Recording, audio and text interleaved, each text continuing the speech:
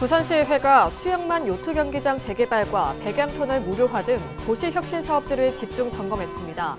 북한 2단계 재개발 등 표류하고 있는 대형 프로젝트에 대한 대책 마련을 촉구했습니다.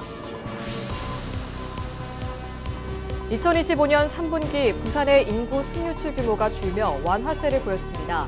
부산에선 1,000여 명이 유출됐지만 지난해 같은 기간보다 순유출 규모가 2천여 명 감소한 것으로 나타났습니다.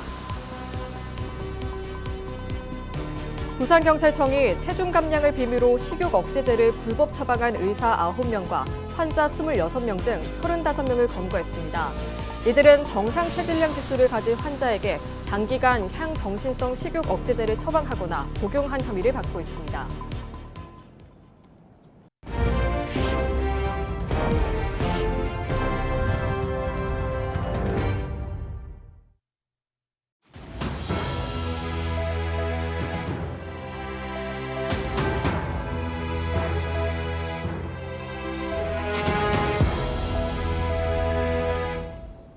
시청자 여러분 안녕하십니까? 헬로티비 뉴스입니다. 부산시의회가 수영만 요트 경기장 재개발과 백양터널 무료화 등 도시 혁신 사업들을 집중 점검했습니다. 북한 2단계 재개발 등 대형 프로젝트들이 줄줄이 표류하는 가운데 요트 경기장은 1년 늦어지고 백양터널은 교통량 예측이 4배나 빗나간 것으로 드러났습니다. 권정숙 기자의 보도입니다. 부산 해운대구 수영만 요트 경기장입니다. 1,584억 원을 들여 재개발이 진행 중이지만 준공 시기는 1년이나 늦어졌습니다. 애초 올해 말 착공해 내년 말 준공 예정이었는데 교통 환경 영향 평가가 조건부로 통과되면서 내년 초에야 착공됩니다. 해상 공사 기간도 중대재해 처벌법 적용으로 7, 8개월에서 20개월로 대폭 늘어났습니다. 실시되고 있는 수영만 요트 경기장 재개발도 저희들이 그 호텔에 대한 여러 가지 그 사업 계획에 대한 그 조건들을 어찌 보면 우리 부산시가 많은 양보를 지금 한 사업인데도 불구하고 완공 1년 늦춰진 수영만 요트 경기장 재개발 이 부분이 지금 굉장히 좀 지도 면밀하지 못하다. 우리 협약상에 보면 20개월이라고 지금 공사 기간은 못 박혀 있습니다. 그래서 공사를 시작하면 20개월 안에 준공을 해야 됩니다. 안 하면 페널티를 묻기 때문에 내년도에 2, 3월 안에 지금 저희가 해상 공사가 들어가기 때문에 27년도 하반기에는 반드시 준공이 된다라고 보시고요. 일단 그 부분을 위해서 저희가 최선을 다하도록 하겠습니다. 교통량 예측도 크게 빗나갔습니다. 지난 1월 무료화된 백양터널. 부산시는 교통량이 41% 늘어날 것으로 예측했지만 실제로는 10%만 증가했습니다. 예측치의 4분의 1 수준입니다. 왜 이런 교통량의 차이가 발표가 되는 겁니까? 그래서 그 언론이나 우리 시민단체에서는 백양터널 무료화와 신백양터널 건설에 대해서 논리적 기반이 좀 약하다. 그래서 원점에서 이 부분을 재검토해야 한다는 주장이 나오고 있습니다. 그래서 이 부분에 대해서는 어떻게 지금 판단하고 계십니까? 이에 부산시는 2,516억 원이 투입될 예정이던 신백양터널 사업을 보류하고 내년까지 교통량을 재분석해 추진 여부를 재검토하기로 했습니다. 내년까지를 저희가 한 번 더 보고 나서 신백양 터널에 대한 건설에 대한 부분 다시 한 번 더 검토가 돼야 될 그런 시점입니다. 신백양 터널 진행하는 부분은 저희가 당분간 이 부분을 검토하는까지는 진행하지 않도록 저희가 스탠바이를 하도록 하겠습니다.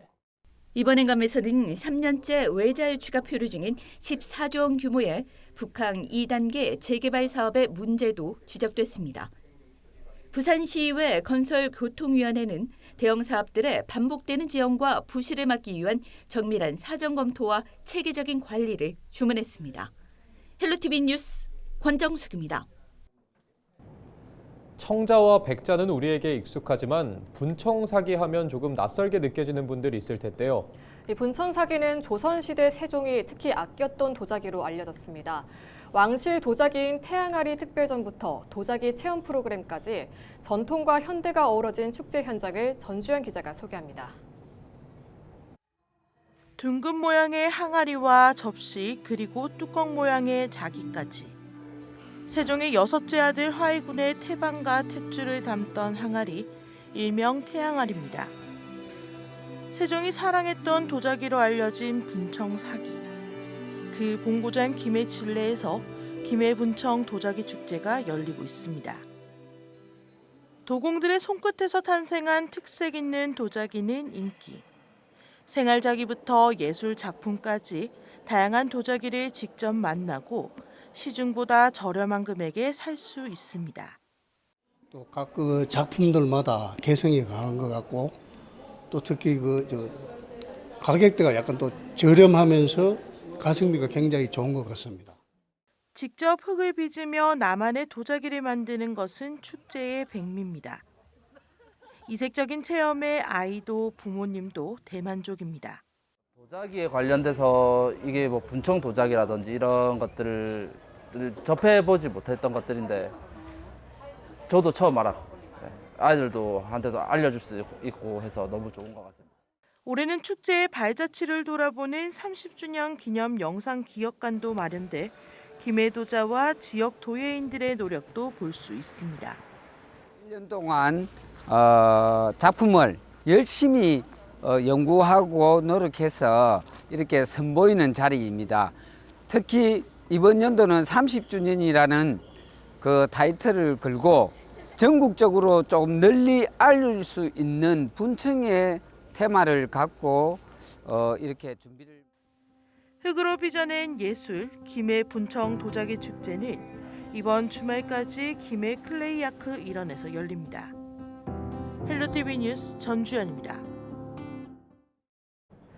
부산경찰청이 체중 감량을 비밀로 식욕 억제제를 불법 처방한 의사 9명과 환자 26명 등 35명을 검거했습니다. 이들은 식품의약품안전처의 안전사용 기준을 위반하고 정상 체질량 지수를 가진 환자에게 장기간 향정신성 식욕 억제제를 처방하거나 복용한 혐의를 받고 있습니다. 경찰은 압수수색을 통해 진료 기록과 마약류 조제 내역을 확보하고 진단명 없이 반복 처방하는 등 오남용 실태를 확인했습니다. 부산경찰청은 의료용 마약류의 불법 처방 행위를 근절하기 위해 내년 1월까지 집중 단속을 이어갈 방침입니다. 부산경찰청이 한문철TV 유튜브 영상으로 확산된 구급차 통행 방해 논란과 관련해 당시 순찰차 블랙박스 영상을 공개했습니다. 영상에는 순찰차가 교차로 1차로에 정차한 상태에서 좌측은 중앙분리대, 우측은 대형 버스가 지나가며 구급차가 일시 정차하는 장면이 담겼습니다. 경찰은 대형 버스가 통과한 뒤 구급차가 곧바로 2차로로 진입해 순찰차를 앞질러 간 것으로 확인됐다고 밝혔습니다. 경찰은 당시 운전경찰관이 구급차를 인지하기에는 짧은 시간이었고 인지한 이후에는 구급차가 이미 통과가 완료된 상황이라며 이동이 어려운 도로 여건이었다고 설명했습니다. 당시 구급차에는 교통사고를 당해 위중한 상태였던 산모가 타고 있었으며 산모와 아기는 병원에 옮겨졌지만 숨진 것으로 알려졌습니다. 해운대경찰서가 만취 상태로 교통사고를 내고 도주한 20대 운전자를 구속했습니다. A씨는 지난 10월 27일 오전 9시 50분쯤 해운대 송정동에서 음주운전 중 마주오던 3륜 오토바이를 들이받아 운전자에게 중상을 입힌 뒤 아무런 조치 없이 달아났습니다. 경찰 조사 결과 A씨는 과거 음주운전 전력으로 면허가 취소된 상태였으며 당시 혈중 알코올 농도는 면허 취소 수준이었습니다. 해운대경찰서는 음주운전은 시민 안전을 위협하는 중대한 범죄라며 상습 음주운전자에 대해선 차량 압수 등 강력 대응 방침을 밝혔습니다. 국립부산과학관이 누적 관람객 800만 명을 돌파했습니다. 과학관은 지난 5일 1층 로비에서 800만 번째 입장객과 전후 입장객 등 3팀에게 문화상품권과 축하 선물을 전달하는 기념 행사를 열었습니다. 800만 번째 관람객은 부산 기장군에 거주하는 안수철 씨로 가족과 함께 방문해 특별한 추억을 남겼습니다. 국립부산과학관은 2015년 12월 개관 이후 부산, 울산, 경남의 거점 과학 문화시설로 자리매김하며 올해 개관 10주년을 맞았습니다. 2026학년도 대학 수학능력 시험이 일주일여 앞으로 다가왔습니다. 올해 수능에선 사회탐구 쏠림 현상이 최대 변수로 꼽히고 있는데요. 전문가들은 실수를 최대한 줄이는 게 중요하다고 조언합니다. 정승환 기자가 전해드립니다. 올해 수능에서는 사회탐구 응시자 쏠림 현상이 더욱 두드러졌습니다. 주요 대학 자연계학과에서 사탐 점수를 인정하면서 과탐보다는 상대적으로 쉽게 느끼는 사탐에 응시자가 몰린 겁니다. 이른바 사탐런이라 불리는데 이번 수능의 최대 변수로 지목되고 있습니다.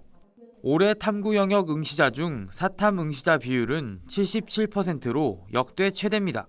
전문가들은 수능이 얼마 남지 않은 만큼 단기간에 암기로 점수를 끌어올릴 수 있는 탐구 영역에 시간을 투자하는 게 효과적이라고 조언합니다.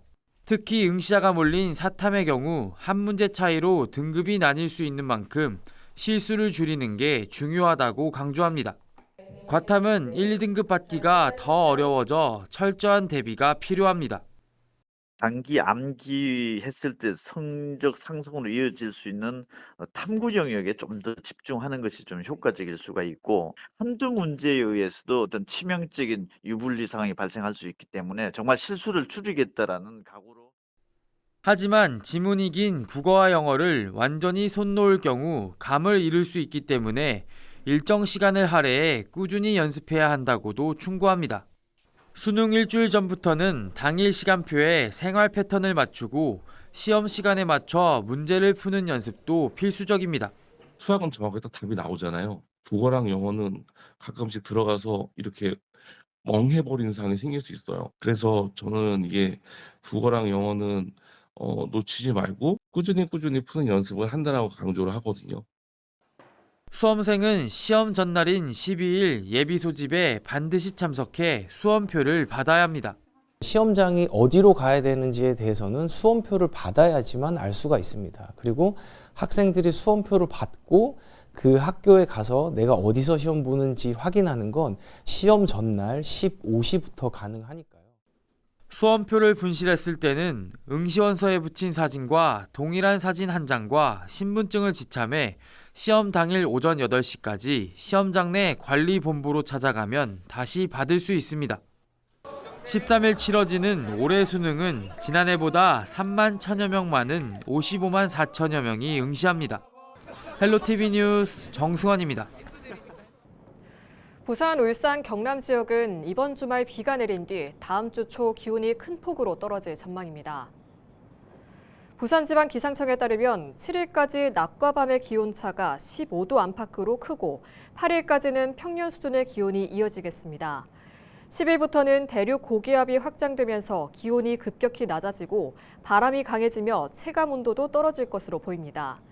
주말인 8일 밤부터 9일 오전까지 부산, 울산, 경상남도에는 5에서 20mm의 비가 예보됐으며 이후에는 쌀쌀한 가을 날씨가 이어질 것으로 전망됩니다. 부산의 인구 순유출 규모가 줄며 완화세를 보였습니다. 2025년 3분기 부산의 전출자는 전입자보다 1,892명 많았지만 전년 같은 기간보다 순유출 규모가 2,201명 감소했습니다. 연령별로는 20대, 30대, 50대 순으로 순유출률이 높았으며 청년층의 주요 전출지는 경남, 서울, 경기 순으로 나타났습니다. 부산 외 이동에서는 서울 1,137명, 경기 859명, 인천 267명이 순유출됐습니다. 범한그룹이 경남 지역의 가족 돌봄 아동을 위한 후원금을 쾌척했습니다. 6일 경남교육청에서 범한그룹과 초록우산 어린이재단 경남지역본부가 함께 가족 돌봄 아동 지원 사업 후원금 전달식을 열었습니다. 범한그룹은 아이 한 명당 100만 원씩 모두 3천만 원의 후원금을 전달했습니다. 경남교육청은 초록우산 어린이재단과 함께 후원이 필요한 경남 지역 가족 돌봄 아동 30명을 발굴하고 지원을 이어갈 계획입니다. 정영식 범한그룹 회장은 가족을 돌보며 힘든 시간을 보내는 아동들에게 조금이나마 도움이 되길 바란다고 전했습니다. 가족 돌봄 아동은 고령이나 장애, 질병 등으로 혼자서는 일상생활이 어려운 가족을 돌보면서 본인의 학업이나 사회생활을 병행하는 18세 미만 아동을 의미합니다. 양산시가 이번 주말까지 계획했던 양산 국화축제를 오는 16일까지 일주일간 연장 운영합니다. 이번 연장 계획은 국화의 아름다움을 더 오랫동안 감상할 기회를 제공하기 위해 추진됐으며 연장 기간에는 부대 행사는 운영되지 않습니다. 이상으로 뉴스를 마칩니다. 시청해주신 여러분 고맙습니다.